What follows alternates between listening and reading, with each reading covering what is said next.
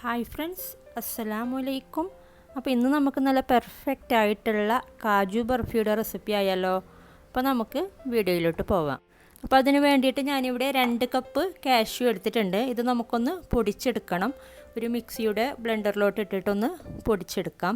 Just ഒന്ന് പൊടിച്ചെടുത്താൽ മതി കേട്ടോ. കുറേ നേരം റണ്ണിങ് ചെയ്യണ്ട. അപ്പോൾ അതിൻ്റെ എണ്ണയൊക്കെ തെളിഞ്ഞിട്ട് കട്ട പിടിച്ച പോലെയൊക്കെ വരാറുണ്ട്. അപ്പോൾ ഇത്ര മതി കേട്ടോ. നമുക്ക് നല്ല ഡ്രൈ ആയിട്ടുള്ള പൗഡറാണ് വേണ്ടത്.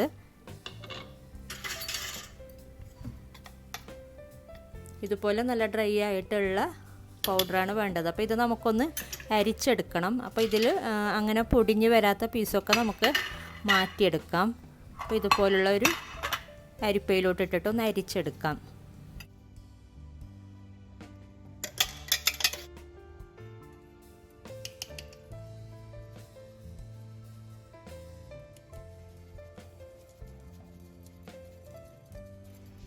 അപ്പോൾ ഇത് കണ്ടില്ലേ, ഇതിലൊരു 1/4 കപ്പോളം പൊടിഞ്ഞ് വരാതെ വന്നിട്ടുണ്ട്. ഇത് നമുക്ക് വേണമെങ്കിൽ വേറൊരു ചെറിയൊരു ബ്ലെൻഡറിലോട്ട് ഇട്ട് കൊടുത്തിട്ട് ഒന്ന് പൊടിച്ചെടുക്കാം.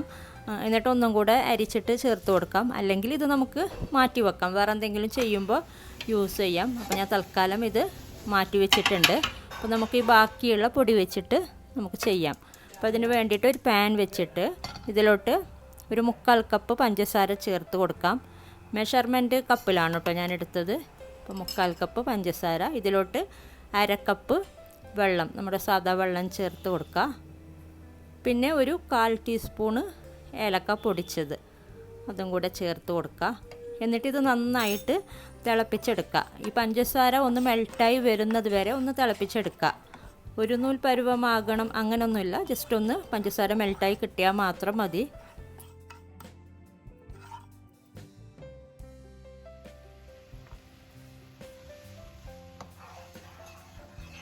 അപ്പോൾ ഇത് നന്നായി തിളച്ച് വന്നിട്ടുണ്ട്. പഞ്ചസാരയൊക്കെ നല്ലോണം മെൽട്ടായി കിട്ടിയിട്ടുണ്ട്. ഇത് ഇത്രയും മതിനെ നമുക്കിത് ഒന്ന് ലോ ഫ്ലെയിമിലേക്ക് ആക്കി വെച്ചിട്ട് നമ്മൾ നേരത്തെ പൊടിച്ച് വെച്ച ആ ഒരു കാഷ്യൂ പൗഡർ ചേർത്ത് കൊടുക്കാം. അപ്പോൾ ലോ ഫ്ലെയിമിലേക്ക് ആക്കി വെക്കാം.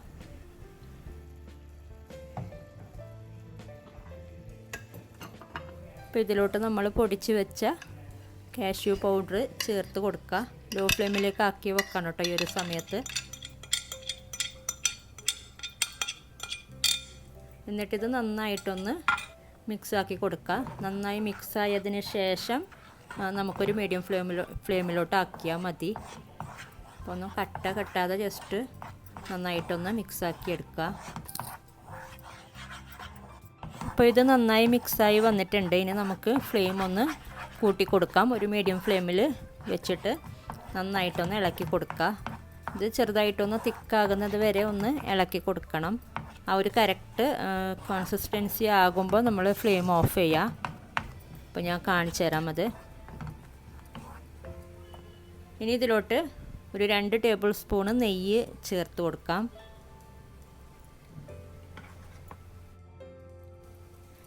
എന്നിട്ട് വീണ്ടും ഇളക്കി കൊടുക്കുക.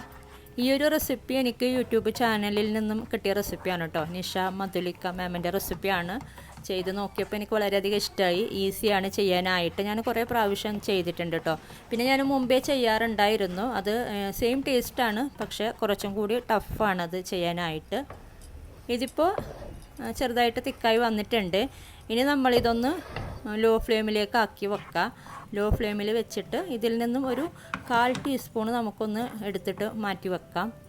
എന്നിട്ട് ചെറുതായിട്ടൊന്ന് ഇത് ചൂടാറുമ്പോൾ നമുക്ക് അതൊരു ഉരുട്ടാൻ പാകത്തിനായി വന്നാൽ നമുക്ക് ഫ്ലെയിം ഓഫ് ചെയ്യാം. ഇപ്പം ഞാൻ ലോ ഫ്ലെയിമിലാക്കിയാണ് വെച്ചിട്ടുണ്ടത്.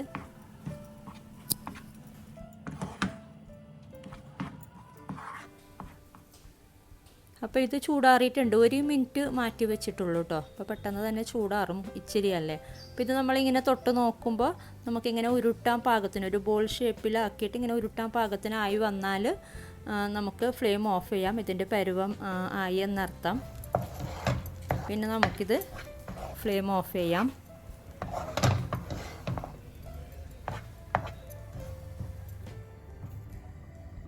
അപ്പോൾ ഞാൻ ഫ്ലെയിം ഓഫ് ചെയ്തിട്ടുണ്ട്. ഇനി നമുക്ക് ഈ ഒരു പാനിൽ തന്നെ ഒരു 2 മിനിറ്റ് ഒന്ന് ജസ്റ്റ് ഒന്ന് ഇളക്കി കൊടുക്കുക.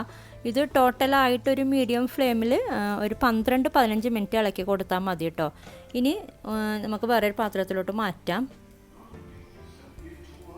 അപ്പോൾ ഇതിലോട്ട് കുറച്ചൊന്ന് ബട്ടർ പേപ്പറിലോട്ട് നെയ്യ് കുറച്ചൊന്ന് തടവി കൊടുക്കുക. എല്ലായിടത്തും നമുക്ക് ഈ ഒരു ബട്ടർ പേപ്പറിൽ അത് നിരത്തി കൊടുക്കാനാണ്. പിന്നെ അതുപോലെ നമ്മളിത് പരത്തി കൊടുക്കാനായിട്ട് ആ ഒരു ചപ്പാത്തി റോളിലോട്ടും നന്നായിട്ട് നെയ്യ് തടവി കൊടുക്കുക. എന്നിട്ട് ഈ ഒരു ബട്ടർ പേപ്പറിലോട്ട് നമ്മുടെ ആ ഒരു കൂട്ട് ഇട്ട് കൊടുത്തിട്ട് ഒന്ന് കുറച്ച് തിക്കായിട്ട് തന്നെ ഒന്ന് പരത്തിയെടുക്കുക. നല്ലോണം തിന്നായിട്ട് പരത്തിയെടുക്കണ്ട, കുറച്ച് തിക്കായിട്ട് കഴിയുന്നതും ഒരു സ്ക്വയർ ഷേപ്പിൽ പരത്തി കൊടുക്കുക. അപ്പോൾ ഞാനിത് പരത്തി കൊടുത്തിട്ടുണ്ട്. ഇനി നമുക്കിത് സെറ്റാവാൻ വേണ്ടിയിട്ട് ഒരു അരമണിക്കൂർ മാറ്റി വെക്കണം. ചൂടുള്ള സ്ഥലത്ത് വെക്കരുത് കേട്ടോ, അല്ലെങ്കിൽ ഒരു 15 മിനിറ്റ് ഫ്രിഡ്ജിൽ വെച്ചാലും മതി. എന്നിട്ട് നമുക്കിതിൻ്റെ സൈഡൊക്കെ ഒന്ന് കട്ട് ചെയ്തെടുത്തിട്ട് പിന്നെ ഇഷ്ടമുള്ള ഷേപ്പിൽ കട്ട് ചെയ്തിട്ട് സെർവ് ചെയ്യാം. അപ്പോൾ ഇത് അരമണിക്കൂറായിട്ടുണ്ട്. പിന്നെ നമുക്കിത് ഇഷ്ടമുള്ള ഷേപ്പിൽ കട്ട് ചെയ്തിട്ട് എടുക്കാം. അപ്പോൾ നന്നായി സെറ്റായി വന്നിട്ടുണ്ട്. നമുക്കിങ്ങനെ കട്ട് ചെയ്യുമ്പോൾ തന്നെ മനസ്സിലാവും അത് സെറ്റായിട്ടുണ്ടെങ്കിൽ. അല്ലെങ്കിൽ നമ്മളിങ്ങനെ തൊടുമ്പോഴൊക്കെ കയ്യിൽ ഒട്ടിപ്പിടിക്കും. നമുക്കിങ്ങനെ പെർഫെക്റ്റ് ആയിട്ട് കട്ട് ചെയ്തെടുക്കാനും പറ്റില്ല.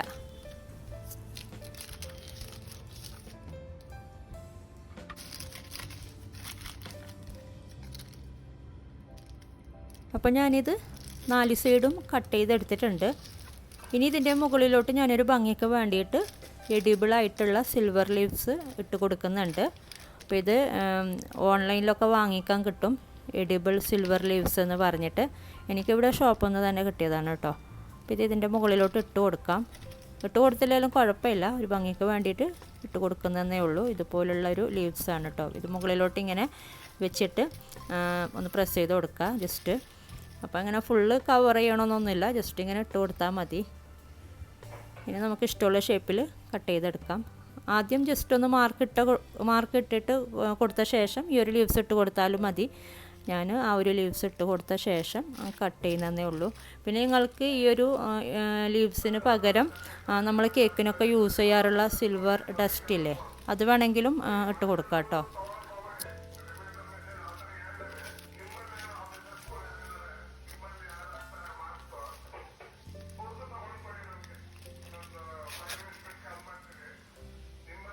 അപ്പോൾ ഞാൻ ഡയമണ്ട് ഷേപ്പിലാണ് കട്ട് ചെയ്തെടുക്കുന്നത്. നിങ്ങൾക്ക് ഇഷ്ടമുള്ള ഷേപ്പിൽ കട്ട് ചെയ്തെടുക്കാം.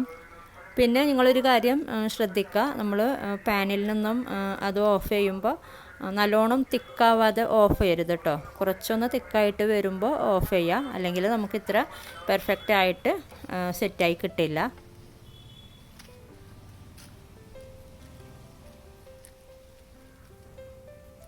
അപ്പോൾ കണ്ടില്ലേ, നല്ല പെർഫെക്റ്റ് ആയിട്ട് തന്നെ കിട്ടിയിട്ടുണ്ട്.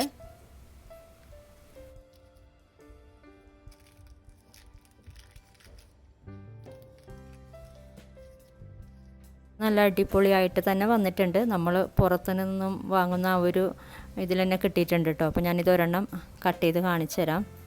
നല്ല സോഫ്റ്റായിട്ടാണിത് ഇരിക്കുന്നത്, നല്ല ടേസ്റ്റും ഉണ്ട് കേട്ടോ. അപ്പോൾ ഇങ്ങനെ ട്രൈ ചെയ്യാത്തവരൊക്കെ ട്രൈ ചെയ്ത് നോക്കിയിട്ട് അഭിപ്രായങ്ങളൊക്കെ അറിയിക്കുക. അപ്പോൾ വീഡിയോ ഇഷ്ടപ്പെട്ടാൽ ലൈക്ക് ചെയ്യുക, കമൻറ്റ് ചെയ്യുക, സബ്സ്ക്രൈബ് ചെയ്യാത്തവരൊക്കെ സബ്സ്ക്രൈബ് ചെയ്യുക. അപ്പോൾ ഇനി മറ്റൊരു വീഡിയോയിൽ കാണാം. Thank you.